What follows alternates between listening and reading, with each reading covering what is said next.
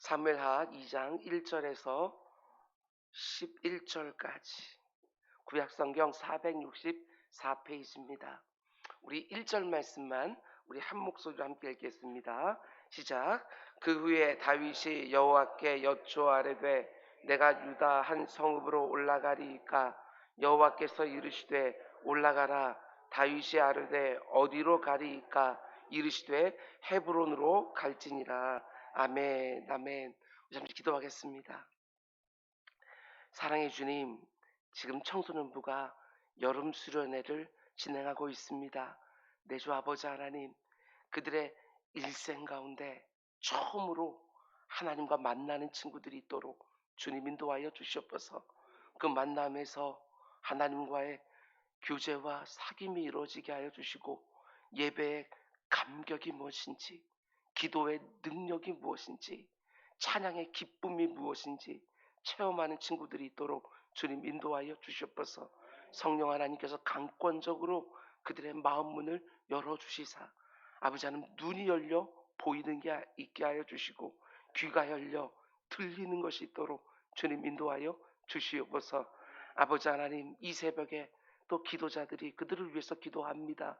주님, 이곳에서 기도하는 것들이 그들의 오늘 모든 행사 곳곳에서 응답되어질 수 있도록 인도하여 주시옵소서. 아버지, 다윗 꼬미가 아버지 하나님, 하나님께 생명을 받아놓고 아버지 밀천문제로 예물을 드립니다. 아버지 하나님, 그 생명 가운데 역사해 주셔서 아버지 안전하게 아버지 평안 중에 출산할 수 있도록 주님 인도하여 주시고, 새로운 생명을 품에 받아들고 그 가운데 그 부모들의 아버지 하나님 신앙도 다시 새로워진 놀라운 역사 볼 수 있도록 인도하여 주시옵소서. 오늘도 말씀을 들으려 합니다. 이 말씀 중에 함께하여 주시사 전하는 사람과 또한 말씀을 받는 사람들 심령들 가운데 동일한 은혜로 허락하여 주시옵소서. 이 모든 말씀 예수님의 이름으로 기도드렸습니다. 아멘. 아멘. 여러분 잘 오셨습니다. 오늘도 복된 날인 줄 믿습니다. 아멘. 아멘. 사무엘서 강의 55번째 시간입니다. 오늘 말씀의 제목은 내가 아무리 손만 뻗으면 잡을 수 있을 것 같은 절호의 기도도 기회도 하나님께 먼저 여쭙고, 이런 제목으로 말씀 전하도록 하겠습니다. 아무리 손만 뻗으면 내가 잡을 수 있을 것 같은 기회도 하나님께 먼저 여쭙고, 이런 제목입니다. 올해 우리 교회 표가 사람을 세우는 사람입니다. 사람을 세우는 사람. 예수를 닮은 사람으로 아버지 하나님의 뜻을 받들어 신실하게 이 땅을 살아가는 성도 하나를 양육해내는 일, 그 무엇보다도 중요한 주제이지만 결코 쉬운 일이 아닙니다. 하나님도 다윗 하나를 자신의 마음에 합한 사람으로 빚어가시는데 얼마나 공을 들이시는지 모릅니다. 정말 오랜 시간을 통해서 그를 세밀하게 빚어 가시는 것이지요. 오늘 본문을 보면 지금까지 다윗이 사울에게 쫓겨다니다가 이제부터 온 이스라엘 백성들의 왕으로 세워져 가는데 그 과정이 간단치가 않습니다. 하나님이 곧바로 다윗을 온 이스라엘의 왕으로 세우셔도 얼마든지 될 것 같은데 먼저 유다 지파만의 왕으로 세우시고 또 준비시켜 가십니다. 지금까지 무려 10년이 넘는 세월 동안 광야에서 다윗을 빚어 오셨는데 뭐가 또 필요한지 온 이스라엘의 왕이 되는 데까지 또 7년 6개월을 더 기다리게 하는 것을 보게 되어집니다. 겉으로만 보게 되어지면 이제 다윗이 금방이라도 왕이 되어야 될 것 같은데 하나님은 7년 6개월을 또 기다리게 하시지요. 오늘 새벽과 다음 시간에 두 번에 걸쳐서 하나님이 다윗을 또 어떻게 준비시켜 가는가 하는 것을 보면서 하나님이 여러분과 저에게 어떤 자질과 어떤 성품을 빚어내고 싶어 하시는지 함께 눈여겨 보려고 합니다. 어제 새벽에 우리가 본 것처럼 사울이 죽었습니다. 이제 다윗은 이미 기름 부음을 받은 자로서 온 이스라엘의 왕이 될 수 있는 절호의 순간이지요. 블레셋은 여전히 호시탐탐 또 공격할 기회를 노리고 있는 상황이고, 이스라엘 백성들은 왕을 잃은 상태이기 때문에 이제는 사울은 천천히요, 다윗은 만만이라 노래했던 이스라엘 백성들이 목마르게 기다리는 인물은 다윗이 유일합니다. 그런데 이 부분이 참 놀랍습니다. 그 절호의 순간에 다윗이 뭘 하고 있습니까? 이제 블레셋 망명 생활을 끝내고 한시라도 빨리 자신의 고국인 이스라엘 땅으로 돌아가야 되는데 뭘 하지요? 1절 말씀 보면 그 후에 다윗이 여호와께 여쭈아르되 내가 유다 한 성읍으로 올라가리이까 여호와께서 이르시되 올라가라. 다윗이 아르되 어디로 가리이까 이르시되 헤브론으로 갈지니라.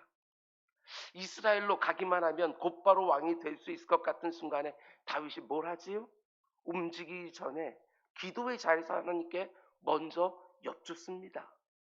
절호의 기회처럼 보입니다. 빨리 움직이면 그 기회를 잡을 수 있을 것처럼 보이는 상황이지요. 그런데도 다윗은 하나님께 먼저 여쭙습니다. 저는 이 모습이 너무나 귀하게 보였습니다.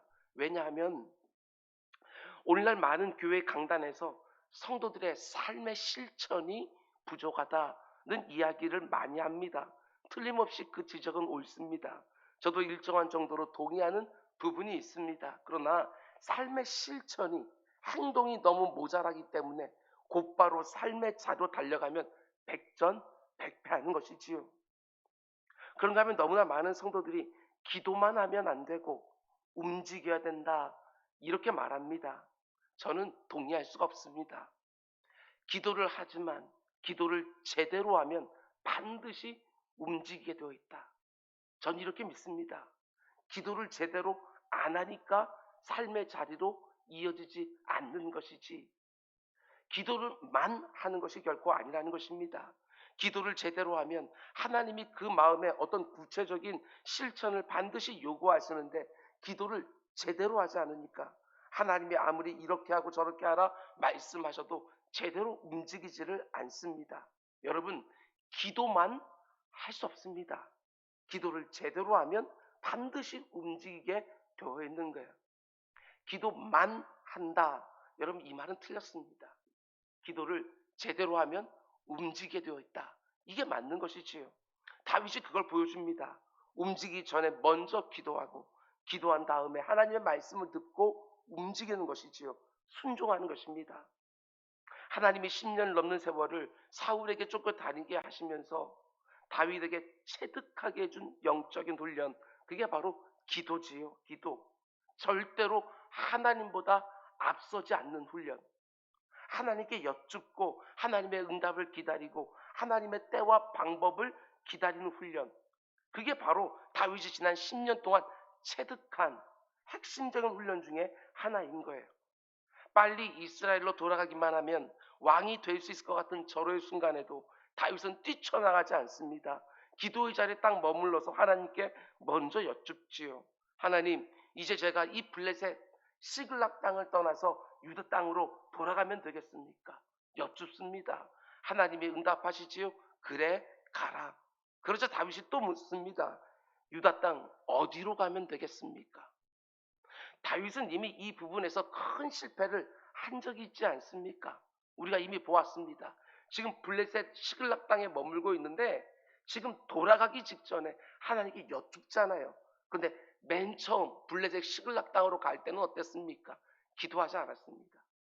자기 생각에 좋은 대로 그렇게 블레셋 땅으로 망명했습니다. 기골이 장대한 골리앗을 쳐서 죽인 엄청난 스토리를 가지고 있는 사람이고 사울을 2번이나 죽일 수 있는 기회도 있었지만 내가 하나님의 기름 부은 받은 자에게 감히 손댈 수 없다 하고 하나님을 인정하는 너무나 훌륭한 자질이 있는 사람이지만 동시에 그는 어떤 사람입니까? 블레셋 시글락 땅으로 도망갔던 사람입니다.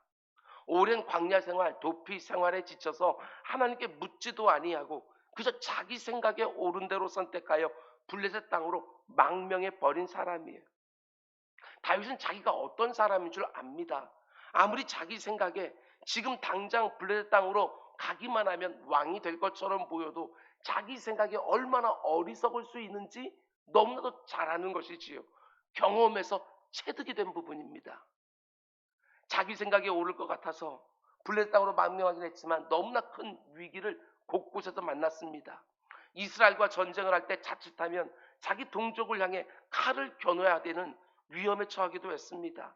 그러니까 처절한 실패를 거듭하면서 체득, 몸 구석구석에 베일 정도로 체험해서 배운 것입니다. 하나님보다 앞설 때 어떤 일이 벌어지는지를 체험해서 배우고, 오직 하나님만 믿고 신뢰하고 의지하고 기도의 자리에서 하나님께 먼저 묻고 그 다음에 움직여야 된다는 것을 머리로만 아는 것이 아니라 체득해서 아예 몸에 배어 있는 거예요. 여러분, 하나님의 사람으로 빚어진다는 것이 바로 이런 것입니다. 이럴 때 이렇게 하고 저럴 때 저렇게 해야 된다는 것을 머리로만 알면 되는 것이 아니라 의식하지 않아도 이럴 때 이렇게 하고 있고 저럴 때 저렇게 하고 있어야 되는 것이지요. 생각에만 배어 있는 것이 아니라 몸에까지 배어 있어야 되는 거예요. 오랜 세월 동안 이런 경험 저런 경험을 하면서 경건한 습관이 몸에 배어 있어야 하나님의 사람으로 이 땅을 순간순간 살게 되는 것입니다. 여러분, 체득된다고 하는 것이 얼마나 중요한지 모릅니다.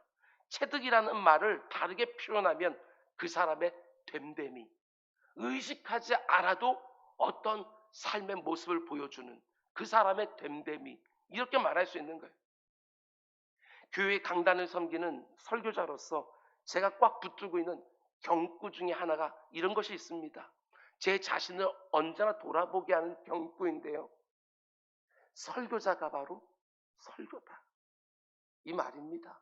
설교자가 바로 설교다. 설교자의 됨됨이가 바로 설교다. 아무리 설교가 화려하고 감동적이고 진리의 말씀을 잘 풀어낸다고 할지라도 됨됨이가 빚어져 있지 않으면 그게 하나님의 말씀을 자꾸 가로막는 거지요. 설교자의 일상에 경건한 습관이 딱 체득되어 있어야 거기서 말씀이 말씀답게 설교되지 않겠습니까? 여러분, 하나님의 일은 재능을 가지고 하는 것이 절대로 아닙니다. 됨됨이를 가지고 하는 것이지요.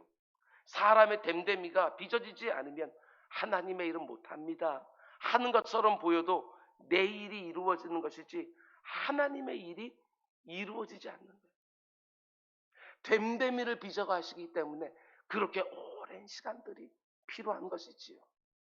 그걸 너무나 잘 아는 하나님은 자신의 일을 맡기기 전에 그 사람부터 빚어내는데 어떻게 빚어냅니까?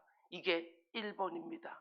하나님의 면전에서 무릎을 꿇는다는 것의 가치와 중요성을 아는 사람이 되도록 먼저 빚어내시는 거예요. 하나님의 면전에서 무릎 꿇는 것의 가치와 중요성을 아는 사람으로 먼저 빚어내시는 거예요. 내가 이런저런 고난 가운데서 기도해서 응답받았습니다, 이런 간증만 있으면 되는 것이 아니라 어려운 일이 생겼을 때 하나님의 앞에 나아가서 기도하는 것은 말할 것도 없고, 내가 손만 뻗으면 내가 원하는 것이 다 잡힐 것 같을 때에도 먼저 기도의 자리로 나가고 있어야 그게 진짜지요.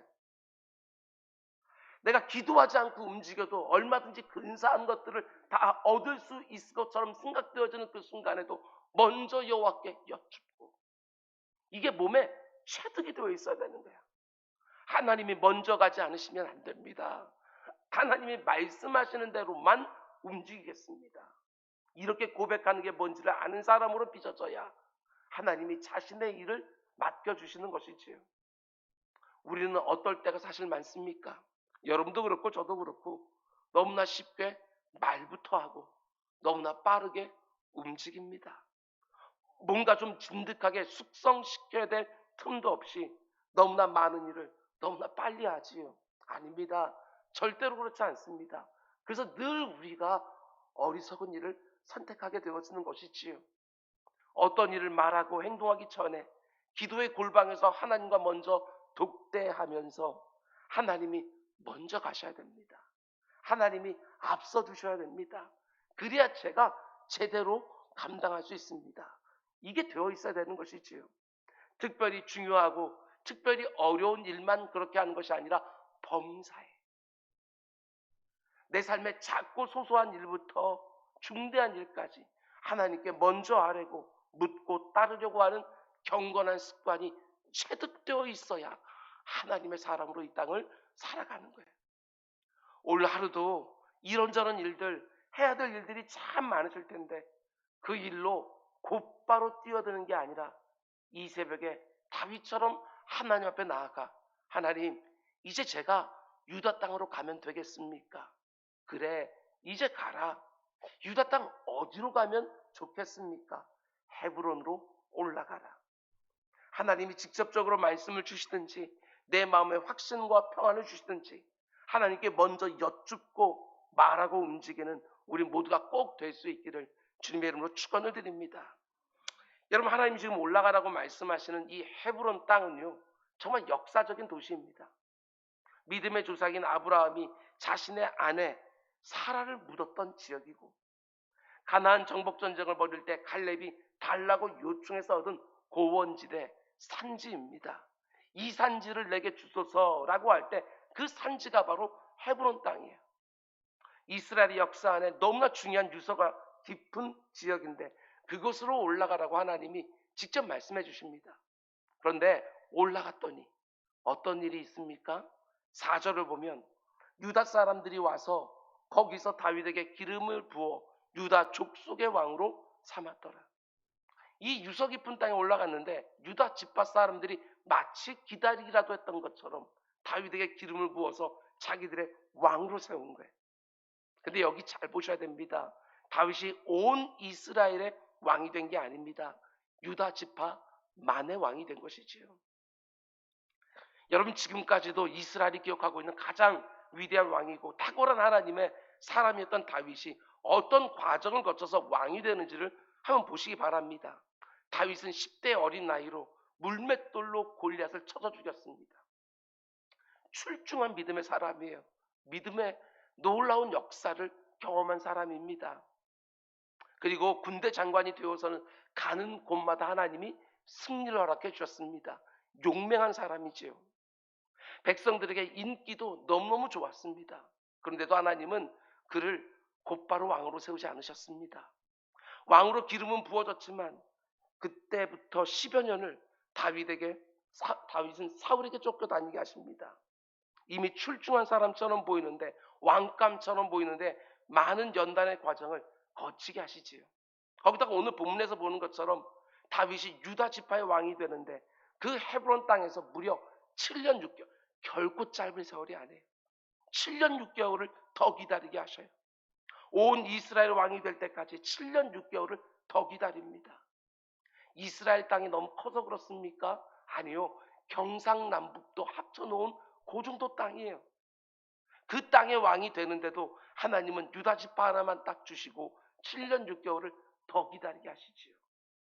거기다가 다윗이 유다 지파의 왕이 되었을 때 이런 일도 생기는 걸 보게 되어집니다. 사울의 장수였던, 군대 장관이었던 아브넬이라는 사람이 사울의 남아있는 아들 이스보셋을 나머지 모든 지파들의 왕으로 옹립을 한 거예요. 사울의 뒤를 이어서. 근데 이때 이스보셋의 나이가 어떻게 됩니까? 10절 말씀 보면 이렇게 되어 있습니다. 사울의 아들 이스보셋이 이스라엘의 왕이 될 때 나이가 40세이며, 좀 이상하지 않습니까? 나이가 40이나 돼요. 40. 그런데 아버지 사울과 3명의 영들이 전장터에 나가서 죽을 때 안 나갔습니다. 이게 뭘 의미하겠어요? 아버지가 전쟁터에 안 데려간 것이지요. 왕이 될 만한 인물이 전혀 아니었다는 것입니다. 전쟁터에 데려가지 않을 정도로 아버지 사울이 볼 때는 왕감이 아닌 거예요. 거기다가 이스보셋이라는 이름의 뜻이 무엇이냐면 수치스러운, 망신스러운, 이런 뜻이에요. 아버지가 아들의 이름을 지어주는데 수치스럽다, 망신스럽다. 태어나자마자 그 이름을 붙여줬는지 아니면 나중에 그렇게 부르게 된 이름인지는 몰라도 그런 이름을 가진 아들입니다. 왕감이 전혀 아니에요. 그런 사람을 자기들의 왕으로 세워놓고 끝까지 다윗을 왕으로 받아주질 않아요. 이게 좀 보이십니까? 여러분, 다윗도 사울의 사위 아니었습니까? 이스보셋이라는 아들이 어떤 사람인지 다윗도 너무나도 잘 알았을 거예요. 그렇게 형편없는 이스보셋과 나이벌 관계를 7년 6개월을 한 거예요. 자존심도 많이 상하지 않았겠습니까? 도무지 이해도 안 되었을 거예요. 자기가 대적하는 상대가 막강하고 능력도 있고 존경할 정도의 인물이라면 7년 6개월 더 기다리는 것이 그래도 납득이라도 될 텐데, 자기 아버지도 인정하지 않고 이름도 수치스럽고 망신스럽고 이런 뜻을 가진 사람을 자기들의 왕으로 세워놓고 자신을 왕으로 받아주질 않는 거예요. 다윗이 얼마나 힘들었을까. 그렇지요? 하나님이 왕으로 기름 부어주신 다음에 사울에게 10년 정도를 쫓겨다니고 또 7년 6개월을 더 기다려요. 정말 충분히 그 인생이 돌고 또 돈 것 같은데 7년 6개월을 더 기다리게 하시는 거예요. 여러분, 하나님이 자신의 사람을 빚어내실 때 가장 심혈을 기울여 훈련시키는 부분은 다른 게 아닙니다. 하나님이 여러분과 저를 자기 아들의 생명으로 구원해 놓으신 다음에 가장 심혈을 기울여 훈련시키는 부분은 오래 기다리게 하십니다. 오래. 기도의 사람으로 빚어내기 위하여 오래 낙심하지 않고 기도하게 하시고, 하나님을 온전히 의지하게 하는 사람으로 만들기 위하여 오랜 시간 동안 여러 번 실패하고 여러 번 포기하고 싶은 그 모든 장구한 세월들을 다 거치게 하면서 하나님만 온전히 의지하는 사람으로 빚어 가시는 것이지요. 하나님보다 앞서지 않게 하는 훈련, 하나님의 때와 방법을 온전히 의지하게 하는 훈련, 정말 하나님은 오랫동안 시키십니다. 하나님이 자신의 사람을 빚어 가시는 데에는 좀처럼 속성만이 없습니다. 오랜 세월을 통해서 정말 흠없고 점없이 정말 신실하게 빚어 가시는 것이지요. 여러분, 나를 향한 하나님의 계획이 있습니다. 하나님의 때와 하나님의 방법이 있습니다.